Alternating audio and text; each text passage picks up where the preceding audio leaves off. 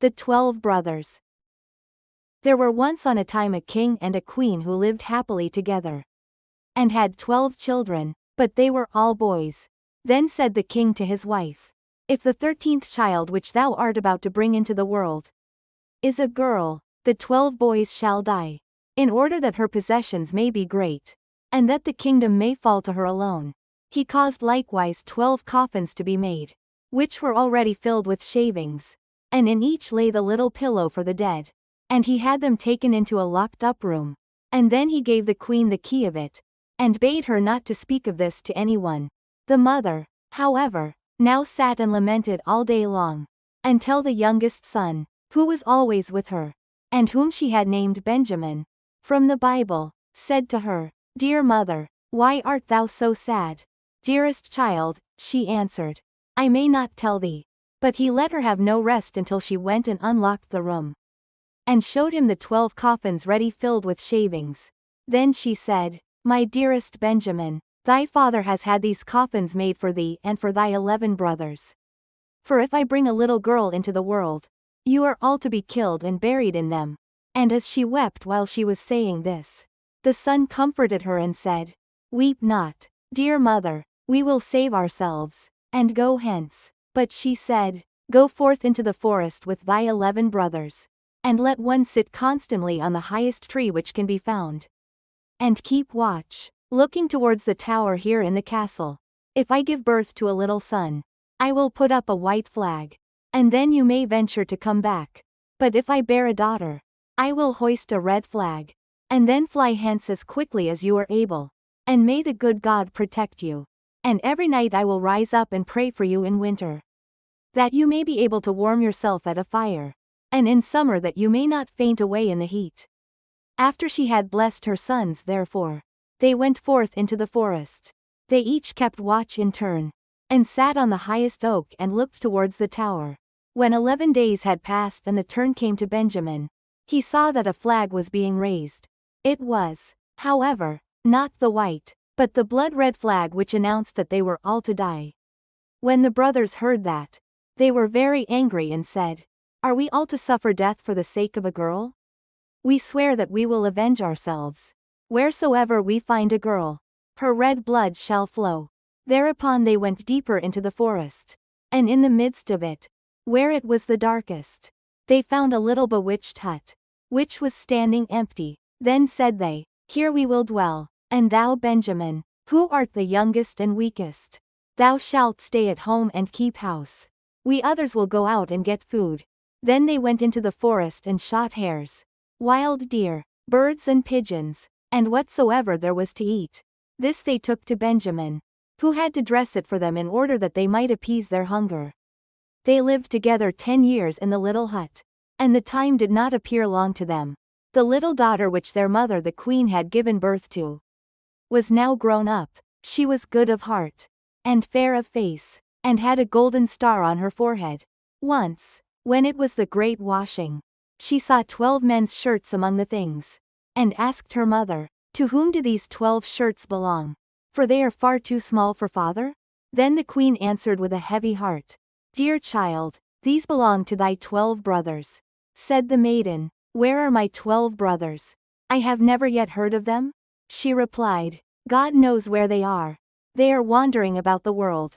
Then she took the maiden and opened the chamber for her, and showed her the 12 coffins with the shavings, and pillows for the head. "These coffins," said she, "were destined for thy brothers, but they went away secretly before thou wert born." And she related to her how everything had happened. Then said the maiden, "Dear mother, weep not, I will go and seek my brothers."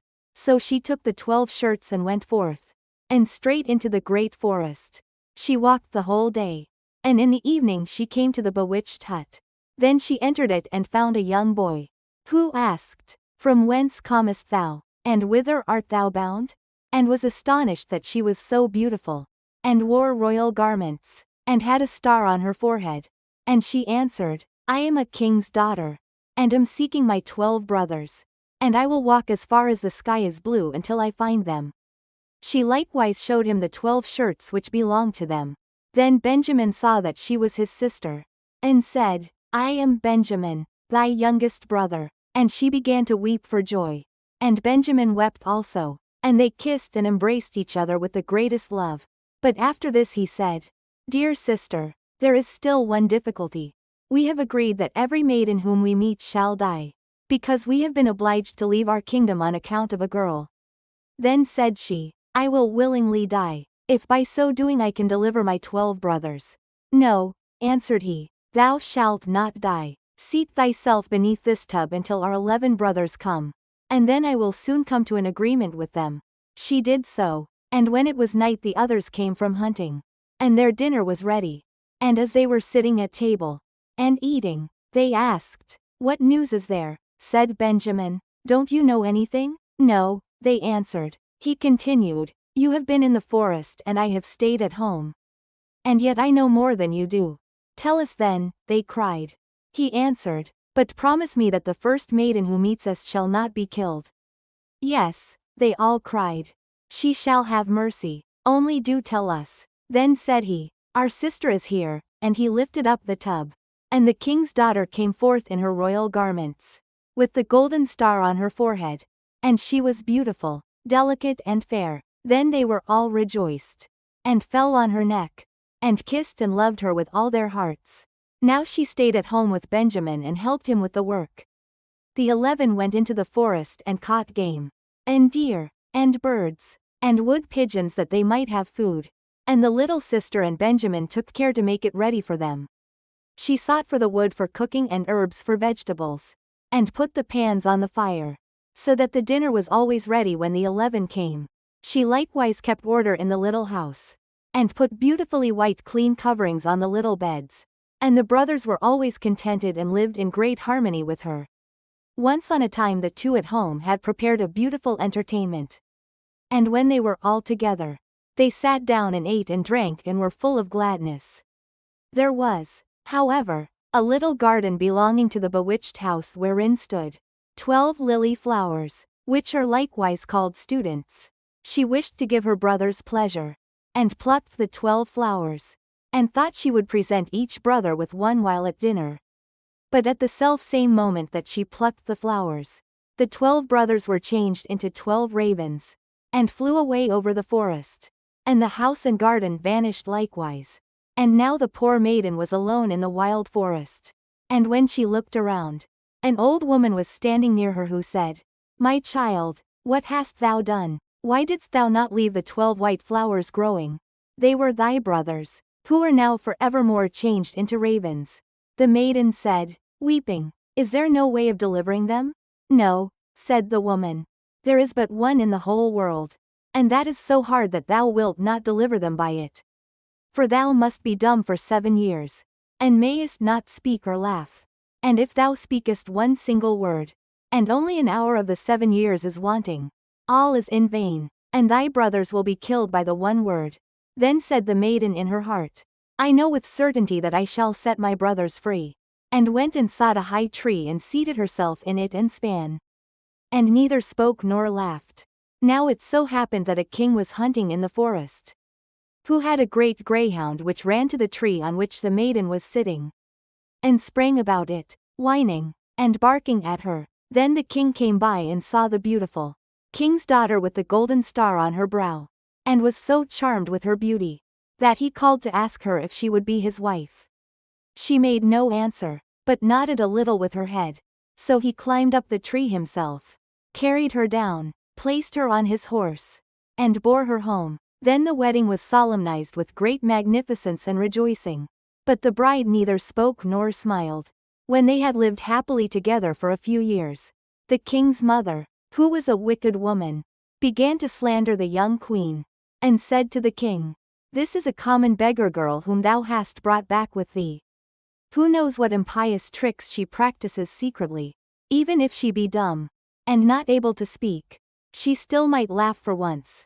But those who do not laugh have bad consciences.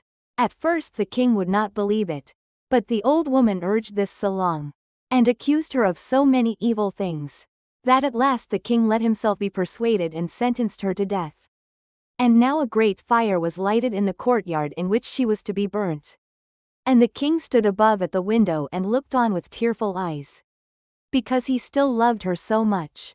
And when she was bound fast to the stake, and the fire was licking at her clothes with its red tongue, the last instant of the 7 years expired.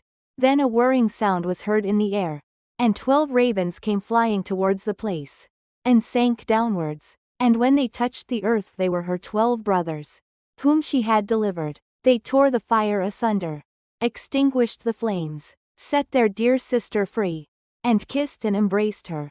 And now as she dared to open her mouth and speak, she told the king why she had been dumb, and had never laughed. The king rejoiced when he heard that she was innocent, and they all lived in great unity until their death. The wicked stepmother was taken before the judge, and put into a barrel filled with boiling oil and venomous snakes, and died an evil death.